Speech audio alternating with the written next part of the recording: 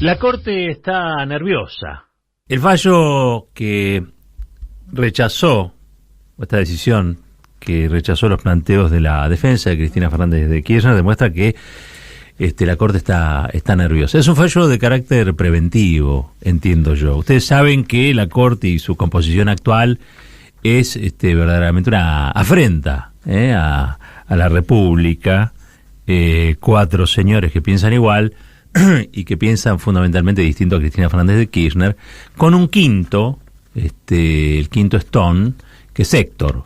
No me deja mentir, Héctor. Héctor, a través de Ricardo Roa, ya tenía todo el fallo anterior, ya lo habían difundido, antes de que se conociera y se hiciera público. Entonces estamos hablando de una Corte que evidentemente trata de que esta causa, que es la causa de vialidad, se resuelva el año que viene, que es año electoral. ¿Para qué? Para achicar las chances de Cristina Fernández de Kirchner, si es que esta, como yo creo, como creen varios, vuelve a presentarse como candidata a presidenta en el 2023. Claro, esto es, de algún modo, un riesgo para esta Corte. Esta es una Corte impresentable, ¿no? Esta es una Corte que, si Cristina Fernández de Kirchner vuelve a ser presidenta, sale eyectada del Palacio de Tribunales. ¿Por qué? Y porque Cristina Fernández de Kirchner va a generar las condiciones para que sean enjuiciados, al menos, políticamente hablando, los integrantes, los que le dieron sustento, pero por sobre todas las cosas le dieron cobertura al lawfare en la Argentina. En la resolución de la Corte dicen que el lawfare no existe, porque uno de los planteos que hizo la defensa de Cristina fue que este era un fallo del lawfare, ¿no? Esta causa era una causa del lawfare. Y la Corte dice, no, el lawfare no existe como tal.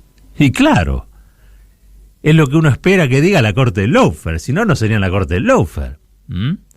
Está nerviosa la Corte, insisto, y esta decisión tiene un carácter preventivo para asegurarse la permanencia en esos cargos, sabiendo que, por un lado, son impresentables, y también sabiendo que no se puede extender en el tiempo esta situación en el máximo tribunal. Hay inseguridad jurídica cuando escuchamos, entre otras cosas, al vicepresidente de la Corte, Rosenkrantz, diciendo que detrás de cada necesidad no hay un derecho, porque los derechos salen plata. También sale plata el Festival de Importaciones, también sale plata la fuga de divisas, también sale plata, hay muchas cosas que salen plata, pero parece que hay plata para los privilegios, pero no plata para los derechos. Y esta Corte está allí precisamente para garantizar esos privilegios y no los derechos. Más claro, imposible. Y la única que tiene voluntad de ir contra esta situación es Cristina Kirchner. Yo no tengo duda, y me parece que a esta altura nadie duda. ¿Y saben quiénes dudan menos que nadie? La propia Corte Suprema de Justicia y sus integrantes. Tienen los meses contados.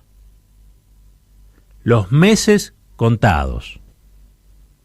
Porque si Cristina Kirchner, como muchos dicen, va nuevamente por la presidencia del país, está claro, está clarísimo que una de las primeras cosas que va a hacer es tratar de alinear a un número importante de instituciones, pero también de legisladores, representantes del pueblo, a gobernadores, a decir, hay que tener o hay que volver a tener una Corte Suprema de Justicia que acompañe la profundización de la democracia y la distribución del ingreso. Miren, lo hizo Néstor.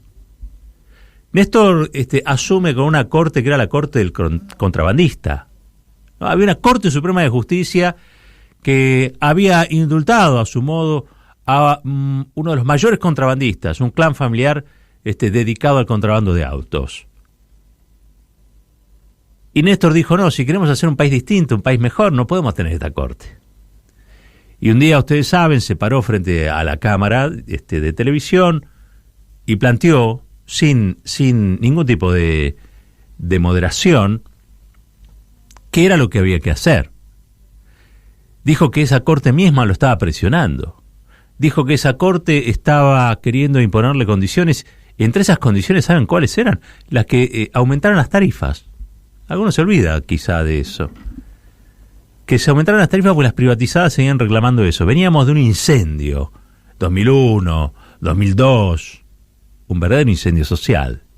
Y la Corte Suprema de Menem y del contrabandista Lo único que pretendía era que se aumentaran las tarifas. Nosotros necesitamos una corte que no piense en las tarifas de las privatizadas. Necesitamos una corte que piense en el bolsillo de los trabajadores, de las trabajadoras, en el bolsillo de aquellos que hoy tienen el bolsillo enflaquecido, producto de las políticas que ya sabemos. El daño que le ha hecho Mauricio Macri a este país es enorme. Menos mal que Cristina el otro día lo volvió a mencionar. Menos mal que Cristina nuevamente puso en el tapete algo que para mí es realmente muy sustancioso, muy nutritivo. ¿Por qué tenemos esta inflación?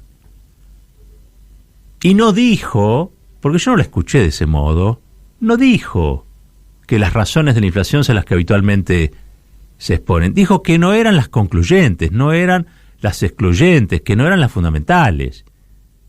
Que la última inflación en la Argentina es por su condición de economía bimonetaria, porque los excedentes y la fuga se hacen en moneda dólar y eso impacta negativamente sobre los precios de las cosas.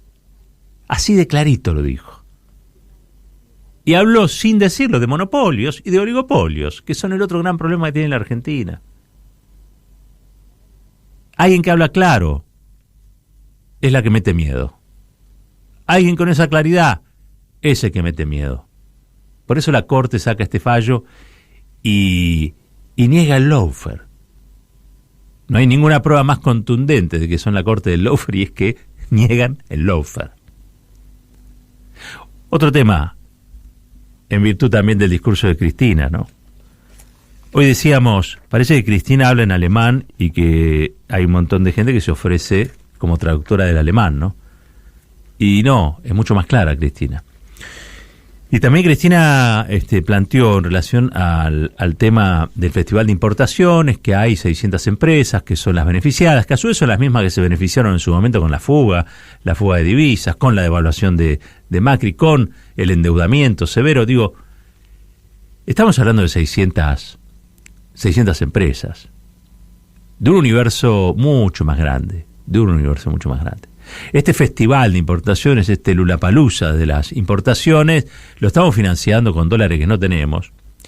Y cuando hablamos de las reservas, no son las reservas del señor Pérez y del Banco Central, no son las reservas de Alberto Fernández, no son las reservas de Guzmán, no son las reservas de Macri, no son las reservas de Elisa Carrió ni de Cristina, son las reservas del pueblo argentino.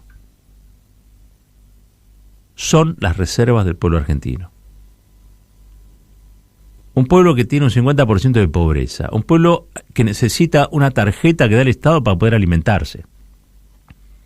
Un pueblo que está muy complicado socialmente. Y mientras esto ocurre y sucede y se revela como escena dramática de nuestro día a día, hay un conjunto de empresas que están saqueando las reservas del país. No se me ocurre a una instancia más angustiante para la política argentina que la actual.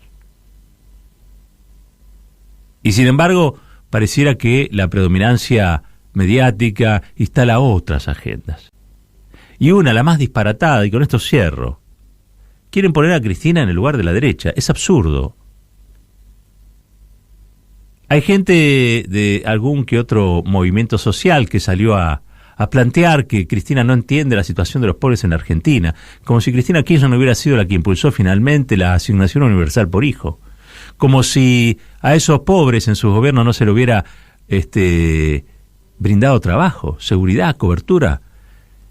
A los trabajadores pasivos, sino como si no hubiera habido moratorias para ellos. Ahora quieren poner a Cristina en el lugar de la derecha, antes la querían poner en el lugar de la oposición, después la quieren poner... No saben dónde ponerla, porque el único lugar que el sistema tiene para poner a Cristina es la cárcel, y Cristina no se deja. Y la gente que quiere a Cristina tampoco se deja. Por eso, el fallo de la Corte. Porque insisten con esa intención. Sacarla del juego, hacer lo que hicieron con Lula. Pero ni Cristina es Lula, ni los que siguen a Cristina son como los seguidores de Lula. Hay una excepcionalidad ahí. Excepcionalidad que se repitió y se dio ayer en el origen, en el 13 de abril del año 2016, y que va a suceder cada vez que el sistema se quiera ahorrar el dolor de cabeza de tener a alguien que cada tanto habla y dice algunas verdades que ellos no quieren escuchar. Cristina no es infalible, Cristina comete errores, ahora de derecha no es. Y contra los movimientos sociales no está. Y contra los pobres menos que menos. Pero sí está en contra de los vivos. Sí está en contra de los abusos.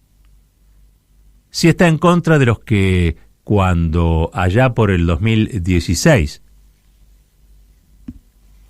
tuvieron que discutir si tenían que sobrevivir sus organizaciones, estuvieron dispuestos a entregar casi todo. Y que en función de planes sociales se dieron a apoyar políticas que eran las contrarias del pueblo y las que en un punto hacían más pobres o volvían más pobres a los pobres que querían representar. Por eso digo, cuidado con pretender que Cristina es de derecha, que Cristina es la jefa de la oposición, que Cristina está equivocada. Cuidado con eso. Porque hay una multitud de poderes fácticos y también de enemigos de Cristina Kirchner, dispuestos a hacer de eso verdades que no son. Y me parece que a la gente hay que hablarle con la verdad. Por eso les decía, probablemente Cristina quiera volver a ser presidenta, no lo sé. Todo indica que sí. La Corte huele que sí. Macri huele que sí. Clarín huele que sí. Y mucha gente quiere que sí. Y si eso ocurriera, esta Corte no puede durar ni 2 minutos. Y la Corte lo sabe. Por eso está nerviosa.